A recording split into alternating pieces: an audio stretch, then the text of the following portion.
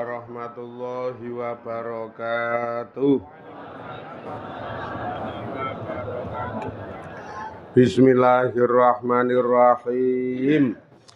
Bi husni hadhihi niyyah li ibtigha'il ulumi nafi'ah wa ibtigha'i mardhatillahi ta'ala wa rahmatihi fid dunya wal akhirah. Bi wasilati wa barakati ta'allumina hadza tafsirul Qur'an ya Allah waqdi hawaijana wastajib dungaana ya Allah bi barakatil Fatihah. A'udzu billahi minasy syaithanir rajim. Bismillahirrahmanirrahim.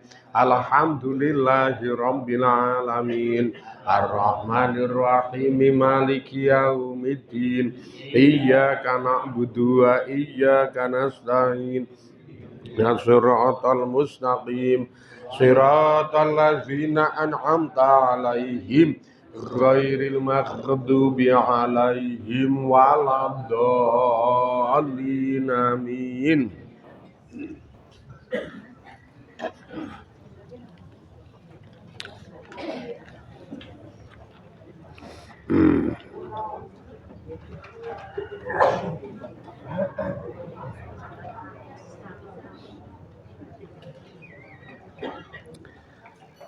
Bismillahirrahmanirrahim. Wala tamassu lan aja ngepok senggol sapa sira kabeh ha ing iki unta bisuin kelawan nganggo ala. Nek ngantek wani ngepok senggol unta iki fayak khudhu mongko bakal ngalap fayak khudhah mongko bakal ngalap utawa ngenani kum ing sira kabeh apa ngadzabun siksa qaribun kang cerak. Ae tegese ngajilun kang cepet. La yatarokha kang ora bakal iso ngapa rohane Mas.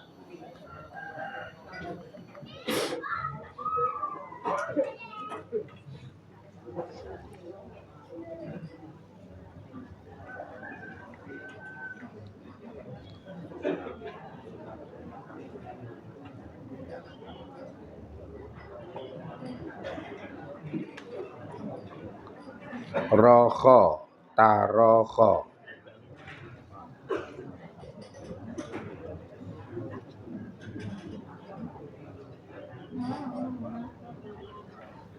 apa manane rokho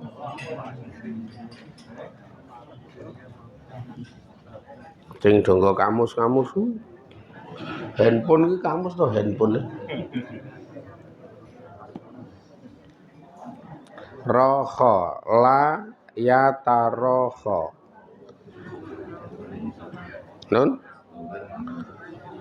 la yatarokho kang ora nglonggarake ngan masikum saking demek ira kabeh bisui kelawan elek illa yasiron kejaba mung setitik utawa mung gampang. Wahua utawi setitik iku salah satu ayamin 3 dina.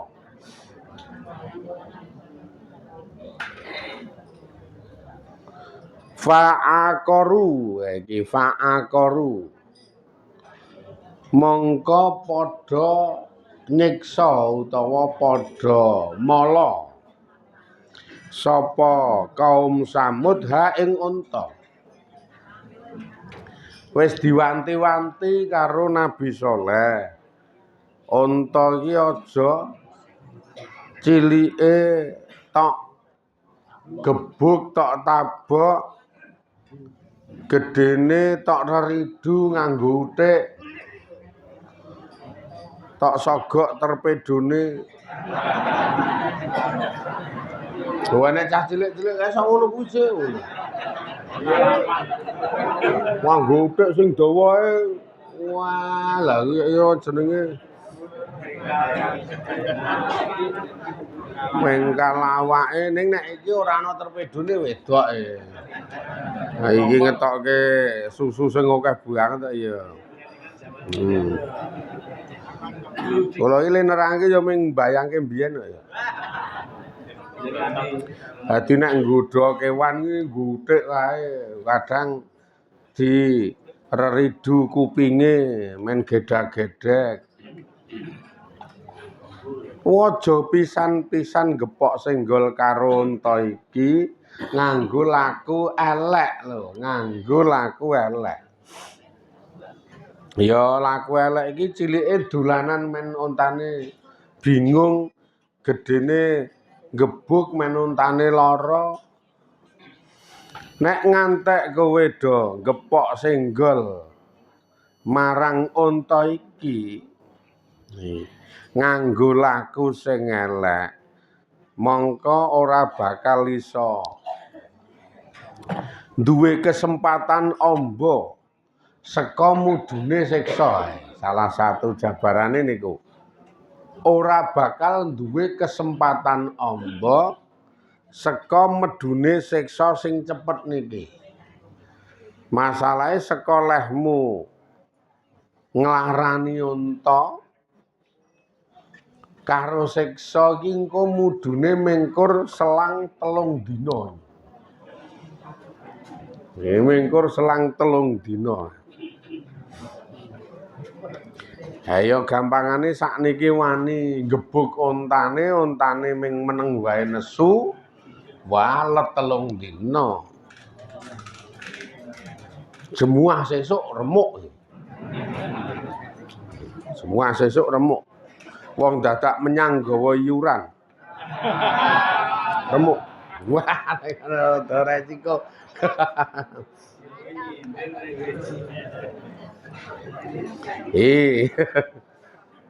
Iya mengko anu kok men ora ngantuk ngono iki.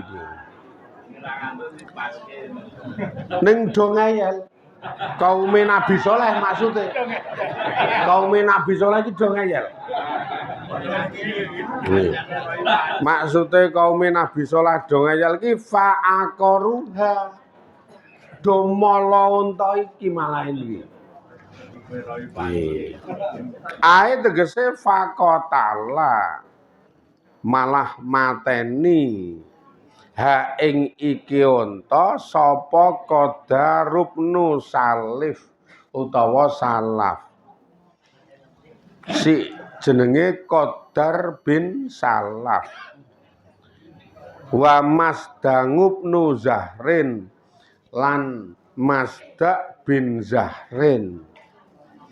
Dadi ana wong loro sing kurang ajar nek iki pancen lembangkang ning Nabi Saleh wis kurang ajar. Qadar bin Salaf, jenenge pokoke Qadar bin Salaf. Karo Masda bin Zahrin. Imah mateni unta niki. Unta ora nggawa madharat malah ngekeki manfaat akeh banget. Mah dipateni.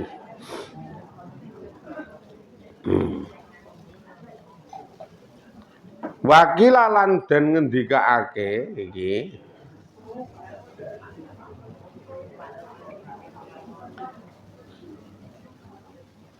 Zuyinat di paes-paesi apa ngakruha molone unta lahum kedue dheweke kabeh kaum Samud apa ngani zatu ummi ghanamin. Dadi nganizah ummi ghanamin.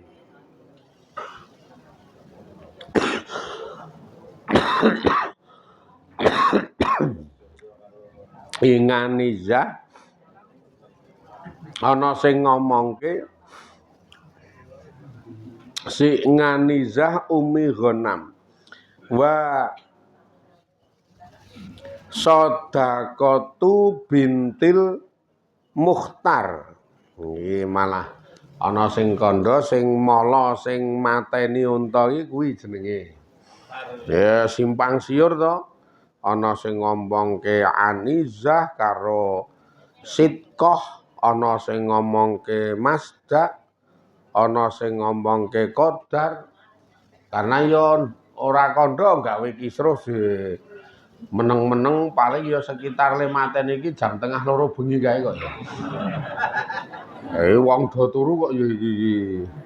Ngerti-ngerti untane mati lah sapa sing mateni wah sing celbung kae. Ning celbung kae. Untane iki gede-gede maksudnya gede dhuwur lho ora nek wong sing ora ndek kekuatan gede ra mampu iki mateni unta iki. Karo nek wong wedok barang ora mungkin iki. Mosok mateni unta ana sing cebung. Ketoke sing liwat kene terakhir iki si Qadar karo Masda. Dadi Ali bine terus mulai jedul. Utawa anu je ketoke iki si Nganizah karo Sidqoh. Fadoroba mongko mukul ha ing iki unta sapa Qadarun Qadar si Qadar kuwi. Bi amrihim kelawan perintahe kuwi, perintahe bala-bala kuwi mang. Fi rijlaiha ing dalem sikil lorone unta. Fa'au konga banjur iso nibakake sapa si Qadar ha ing unta. Fayabihu banjur padha mbleh. Fazabihu kok fayabihu. Fazabihu banjur padha mbleh sapa iki? Rombongan sing akon-akon ya wong pirang-pirang iki. Ha ing unta. Wa qasamu lan padha ngedum sapa wong akeh lahmaha ing daginge unta. Ngala alfin ing atase 1000 wa khamsu ma'ati darin lan 500 omah terus daginge didum oman 1500 omah. Untane ora umum gedene. Tapi didum kok iso ngedumi 1500 omah iki. Ini yo jaman semono. Zamane Nabi Saleh. Dadi kewan-kewan iki gedhe-gedhe kaya nek jaman semono iki. Kaya jenengan wonge cilik, kewane cilik. Nek jaman saiki wong-wongane cilik-cilik, kewane cilik.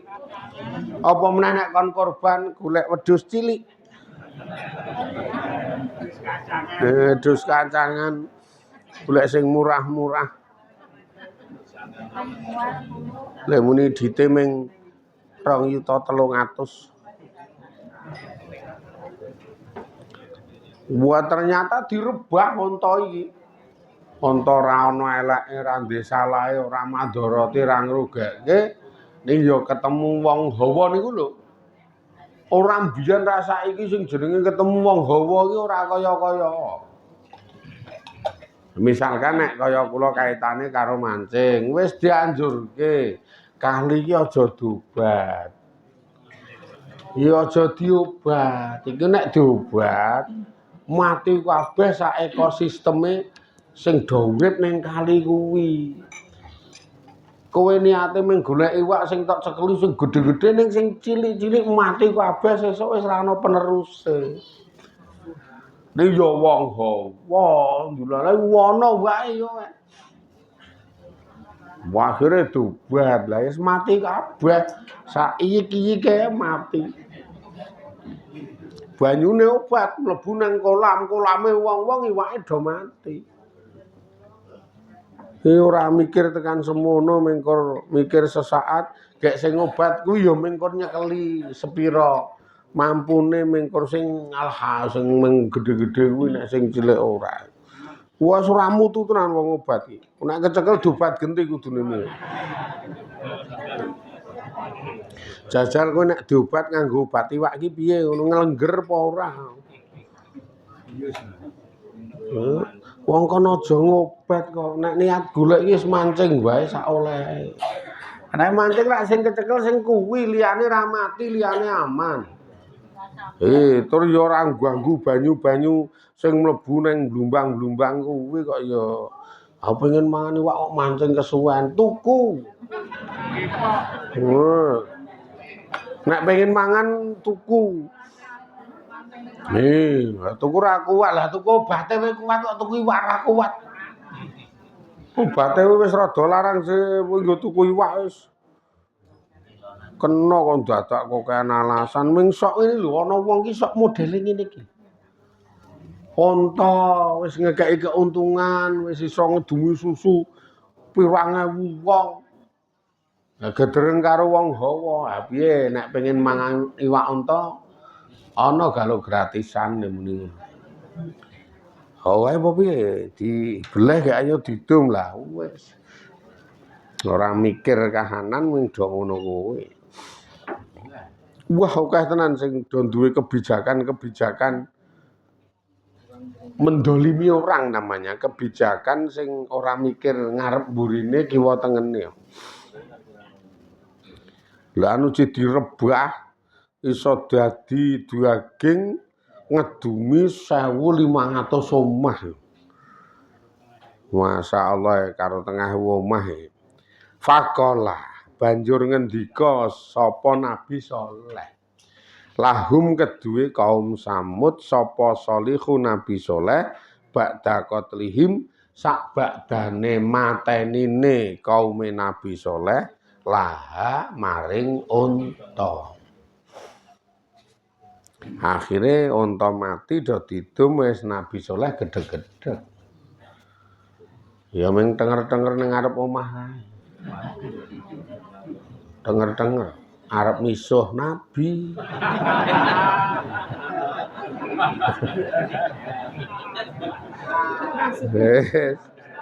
Ora misuh kok kaume do kaya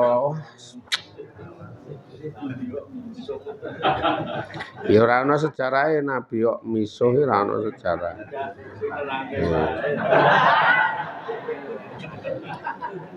Engko nek aku ngantek nggambarke Nabi misuh ya kleru kok ya. Ya kleru. Oh, kok terus nggambarke Nabi kok misuh. Ya ming nek sing dadi nabi aku ngono ya.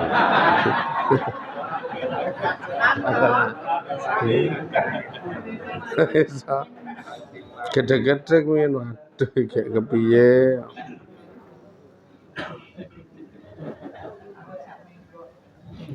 Angel. Mahana sing liwat nalika Nabi Saleh ning ngarepan gede-gede ki mahana sing liwat.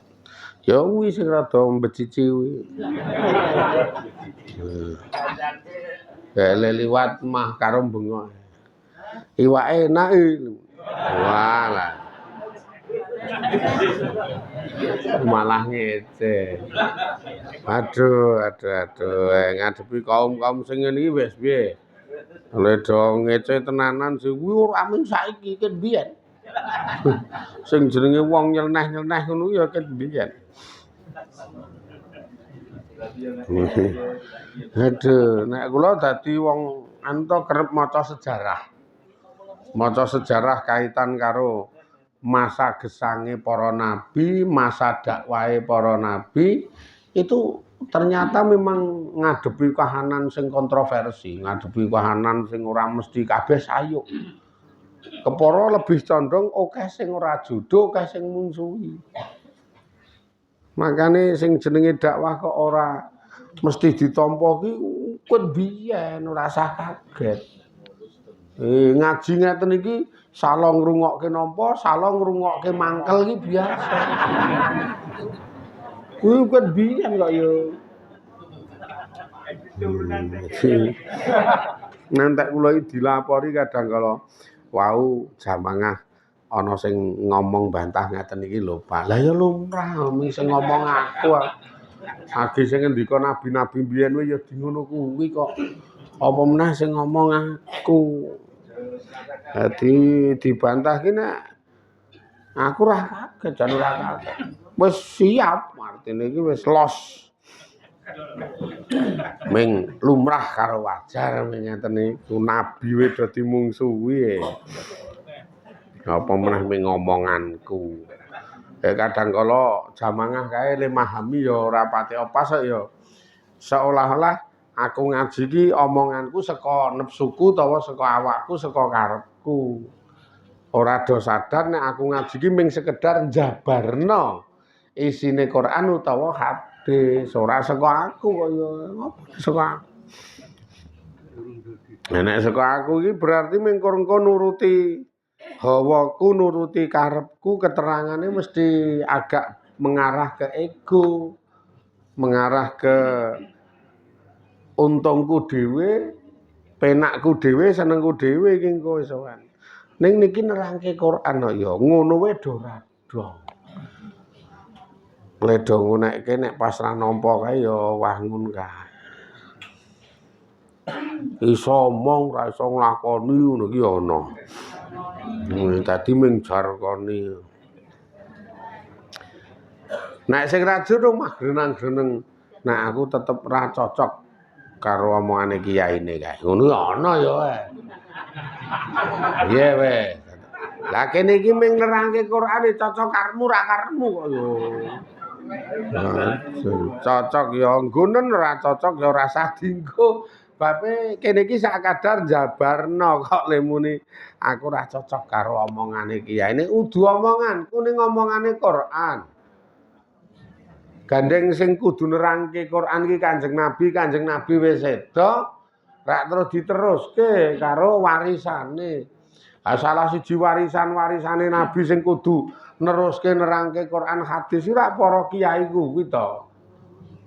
Ya aku kira ming melu neruske kuwi. Dadi cocok karepmu ra karepmu kok ya dudu urusanku kok. Sing jelas isine ngene iki. Ya tak aturke ngono iki do meneng wae sing arep. Maksude ora nang kene kok ya kuwi iki. Ora nang kene. Pas aku ngaji jek kuwi iki. Dadi sing ngarep-ngarep do mantuk-mantuk cethok. Ana sing ngono ki sing anu, kuwi sing mburi ya sing bengok ngono. Maksude iki udu iki jek iki ngono. Ora pas ngaji esuk iki. Pas ngaji rada gedhe kae iki dadi.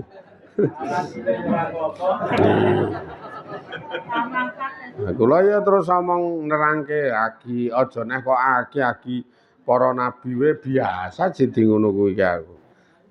Tapi wong nganggo nampa terus ngamalke keterangan iki mesti diganjar wong sing mang amalke iki keterangan Quran dudu kok akonku. Dudu akonku ning sing akon Quran sing dawuhke Quran utawa kadang sing akon hadis sing dawuhke hadis jenengan nampa terus tandang ya oleh ganjaran sing oleh jenengan kula ora oleh apa-apa jenengan ra nampa ra jodoh ra temandang ya ora ana ganjaran sing ra oleh ya jenengan dadi iki setelane kendho saja iki ngaji kepenak nek ngono kuwi terus do mantuk-mantuk kae ya. Ning ya ming mantuk tok, mulih ya ming salaman ya wae, ora kok terus nek sing jodoh matur nuwun Pak Yai ngono karo salaman rokok kae ya ora. Ora kok terus salaman rokok. Ya ora wis pokoke. Oh ya wong akeh kok ya.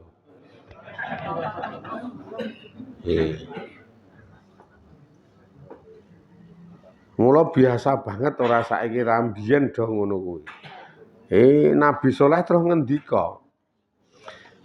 Saking bahasane awake dhewe gempung. Saking gempunge ngrasake kaum iki terus ngendika.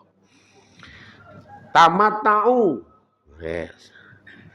Padha seneng-senenga sapa sira kabeh.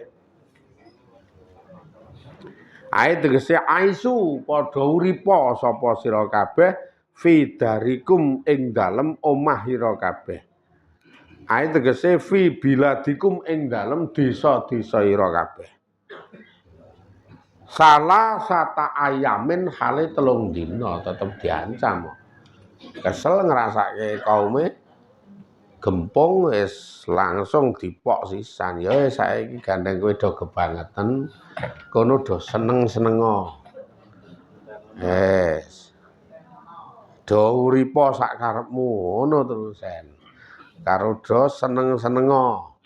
Rasah nganggo aturan.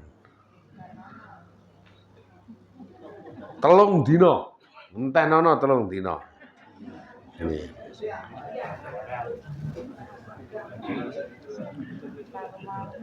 Minal ngakri saking oleh nyiksa kuwi mau. Dadi saka itungane saka le mateni. 3 dina niku hitungane saka le mateni. Minal ngakri saking le mateni al arbaa iki ing dina Rebo, hale dina Rebo, wal khamisa lan Kemis, wal Jum'ata lan ing Jemuah. Aku mulai ngomong arep kok iso pas lho. Dalah aku waton lho teko saiki Selasa kuwi lah aku ngomong kuwi. Arek Rebo Kemis Jemuah ngono lho, bul iki ya. Iki kok ya nerangke pas Selasa to ya iki. Entenono sok dina Jemuah nerangan.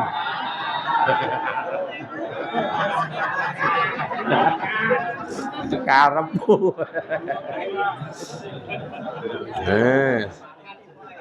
Wah, entenono ambone ra ono arem-arem.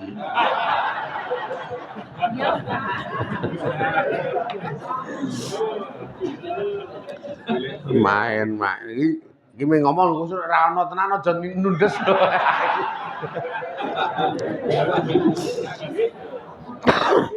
Ora ana tenan nundes.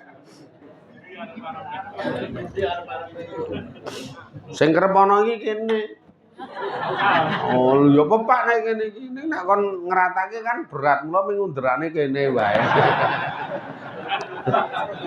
Kene iki do pinter ya, kene wong wedane ndregil sih tak pikir-pikir. Nggawa seneng nggawa, senengane sak do nggawa, sithik wis gawa. Nek diloki rame sithik kok ndak gawa. Ayo ming kiwa tengen lah kutenguk kok ya. Mula nek liyane nyonto kuwi ya rata lho suwe-suwe ya. Iki ya nggawa titik kiwa tengen ngono kuwi. Ning kok nerangke ngene iki nang gone iki ora bakal netes ya. Wong lanang kok penting greweng. Ora iso. Nek kene iki ada ulet kok. Apik. Wah iki diancam karo Nabi Saleh wis kowe do gebangeten saiki do uripa do seneng-senengo. Nyateo unta sak karepmu Nyateo unta ning omah-omahmu ning cukup 3 hari saja. Rebo, Kemis, Jemuah. Entenono ngono kuwi wis. Nek ra ngandel saking jengkele iki masalahe nek ora kebangetan tenan ya kaum-kaum iki kebangetan kok ya. Makane kaya kita iki sing sabar saja. Pipite do diece, pipite do dipaido, pipite kebenaran karo hake Quran hadis ki do ora ditampa, do ora dingamalke monggo entenono wae. Bab kuwi iki ndeke Allah sing menyeru, Allah sing dawuh kok ora dinggo lah ya wis monggo berarti konsekuensine siap nampa peringatan utawa pepeling berarti ya. Ngono monggo iki didadekke satu gambaran hidup kita niku tetep mingkur kawulane Allah sing kuwasa Gusti Allah. Engko ndak Allah duka, golek ridane Gusti Allah. Wis niki sik terus sesuk. Muga-muga do diridani Allah, do diberkahi Allah, do dirahmati Allah, kaparingan gesang sing istiqomah le DP marang Allah, keberkahan samudayane, manfaat faedah dunya akhirat. Alhamdulillahirabbil alamin. Assalamualaikum warahmatullahi wabarakatuh.